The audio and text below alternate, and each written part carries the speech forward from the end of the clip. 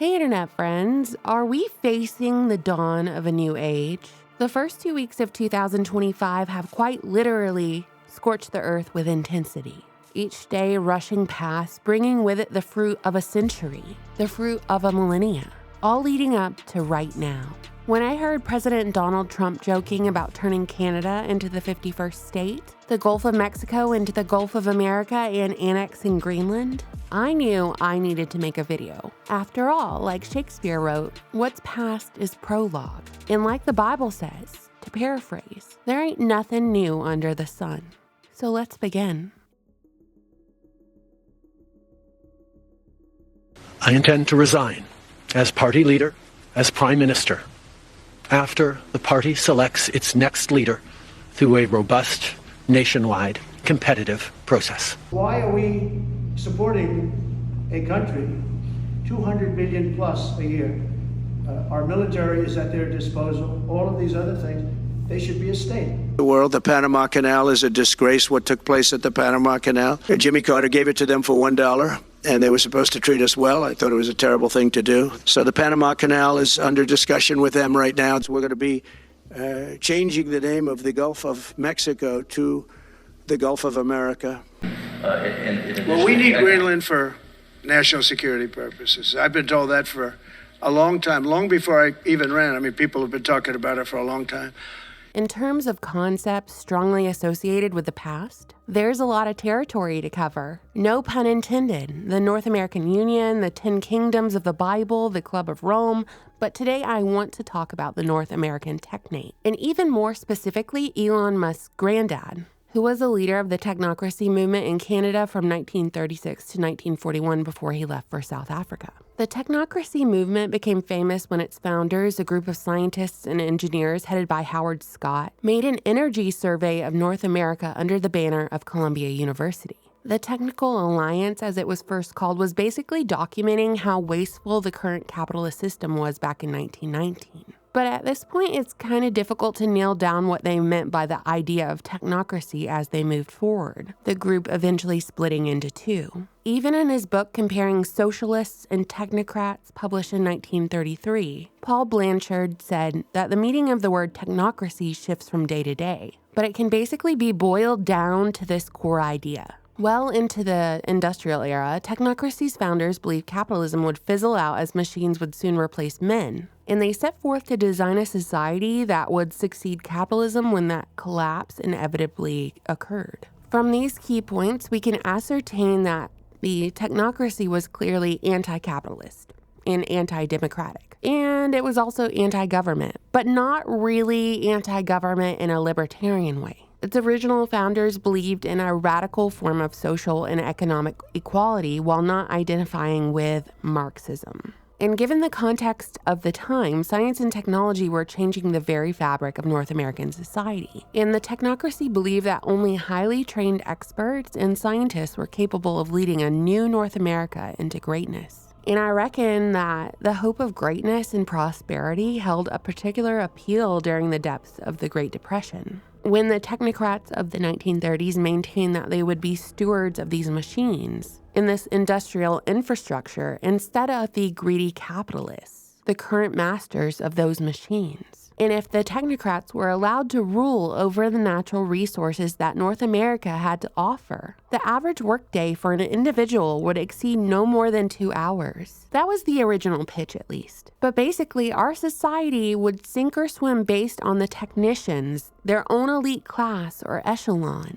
being the controllers instead of the elected politicians. And that's the key idea here. That's the takeaway.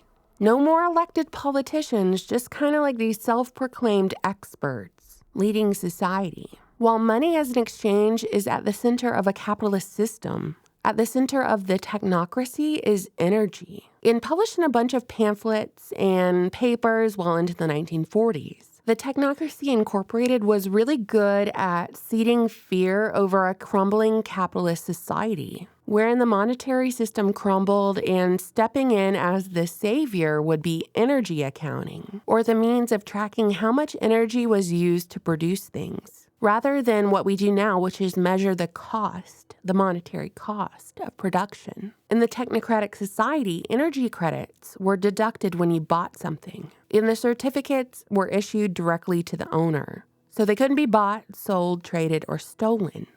Nobody could collect more than anybody else. Trying not to inject my opinion or skepticism here. So the North American Technate is a concept that came out of the technocracy that refers to a blueprint for turning North America into a technocratic society, combining Canada's minerals and hydroelectric resources with the U.S.'s industrial infrastructure and farming strengths. This blueprint includes North and Central America, the Caribbean, parts of South America, and Greenland, that's important there, and Greenland, encompassing 30 countries and numerous other territories, and if it were implemented today, it would become the world's largest nation. Can you picture it? Stretching from the North Pole to the equator, and from the Caribbean to the international dateline in the Pacific. Also, if we're going to keep it modern for just a minute, controlling the whole Arctic doesn't hurt for a military advantage in World War III, just as an aside. It also doesn't hurt that Greenland has many untapped deposits of rare earth minerals to be used for electric vehicles and windmills. The Christian perspective on technocracy that was published in 1933, entitled The Technocrazy Old World, Technocracy in the Light of Prophecy, said that the technocracy was, quote, an exciting, fascinating, and disturbing idea put forth by a group of scientists and engineers. They tell us, in effect, if you hand over complete control of the business system to us, we will give every citizen a living wage for life, in return for 4 hours of work a day, 4 days a week, 10 months a year, between the ages of 25 and 45.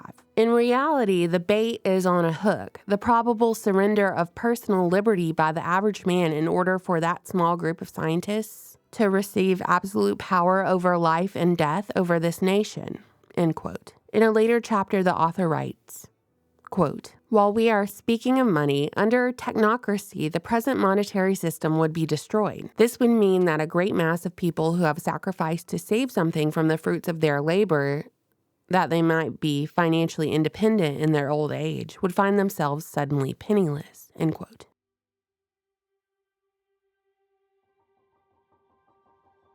Elon Musk's maternal grandpa was born in Minnesota but moved to Canada and was a chiropractor and political activist. From 1936 to 1941, Joshua led Canada's technocracy movement, working to promote a technocratic society in which technology experts would run things instead of elected officials. In 1940, the Canadian government banned this movement, deeming it subversive because it outright opposed Canada's involvement in World War II. Elon Musk's grandpa was arrested for a short time, but later proven not guilty. So after all of this, after the fall of the technocracy in Canada, he joined the Social Credit Party and ran for office in 1948, but he lost. History and current mass media publications call Elon Musk's grandpa an anti-Semite because the Social Credit Party published the Protocols of the Elders of Zion as a part of their political ideology. Hildman moved to South Africa in 1950 and continued to work as a chiropractor there. And this is really weird, but for 10 years it says that the Hildman family spent time roaming around the Kalahari Desert in search of its fabled lost city of the Kalahari, flying back and forth in their little plane. In 1971, Hildman's daughter May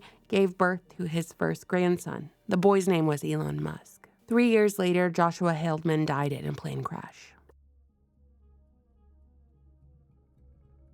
At the World Government Summit in Dubai in 2017, Elon Musk expressed his support for a guaranteed basic income. He warned that mass unemployment will be a massive social challenge, pretty much echoing the words that his grandfather likely uttered many times just decades before. And then Elon Musk also warned at the summit there will be fewer and fewer jobs that a robot cannot do better. With automation will come abundance.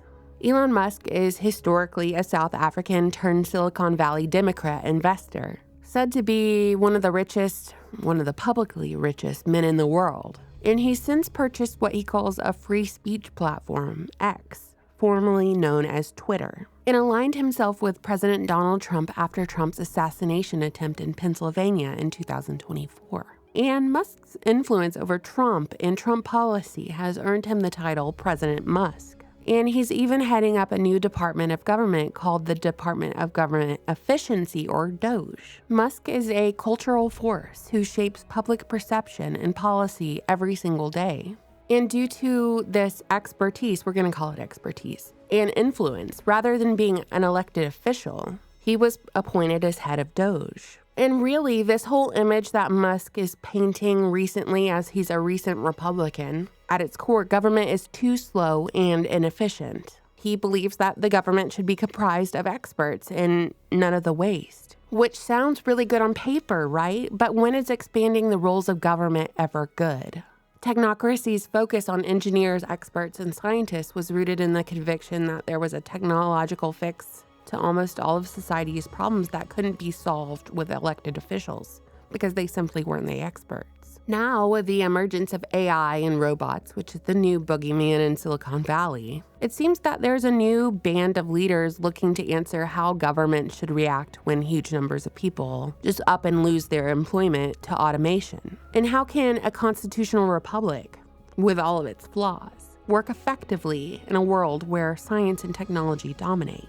It appears that expanding the borders, essentially globalism, rebranded and cheered on by followers of the right and conservatism, by the way, is one answer. And I need to say this, it's not like I'm painting these ideas in a negative or a positive light. This is not me trying to vilify ideas and concepts or even push them. I'm just trying to be as objective as a person can be. It's just that I tried not to insert my opinion in this if this is happening behind the scenes, what I just talked about, the subtext or context of the events playing out on the world stage. I think you and me, we should have a say, and this discussion should be held out in the open, not happening behind closed doors. And in order to have a say, in order to have an opinion, in order to give your consent or rescind your consent, you have to, have an understanding of what was and what will be should this move forward. Though I can hear your keyboards right now, and I'll certainly get some comments wondering where the coverage of Elon Musk's mother posing with the one eye and all this crazy stuff, and Elon Musk dressing up in the New World Order garb, tweeting about the New World Order after Trump won the election, setting his little profile picture to this outfit called the Devil's Champion a couple of years ago.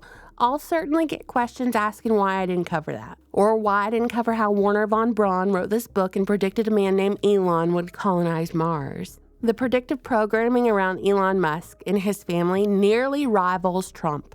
Nearly, with Ingersoll Lockwood's writings predicting the last president of the United States and writing children's books about the adventures of little Baron Trump back in the late 1800s, with all these weird parallels to the Trump family and presidency. A work of fiction, which I've covered couple times on this channel. Even though in real life, Trump's uncle, John Trump, was one of the few people who had access to Nikola Tesla's laboratory. And now Elon Musk runs a company called Tesla, and Trump and Elon have teamed up. And this all makes truth and reality much stranger than any fiction ever written. I'm happy to point it out, and I'm happy to talk about it. But for the purposes of this video, all that conspiracy 101 stuff, there's too much left to interpretation. Even though I personally interpret it a certain way, and I'm sure you do too.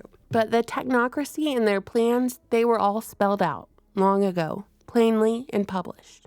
And just like the Tears for Fear song says, everybody wants to rule the world. So what do you think, internet friends? Let me know. I always look forward to your comments. Just a little light video today, nothing too heavy, just keeping it lighthearted with the core concepts of the technocracy and the Technate and what it means to acquire the Panama Canal to Greenland, Canada, and the Gulf of America. Just very lighthearted, actually, especially for this channel. Thank you so much for watching, subscribing, supporting my channel on Patreon, and buying my book, The Deep State Encyclopedia. Bye.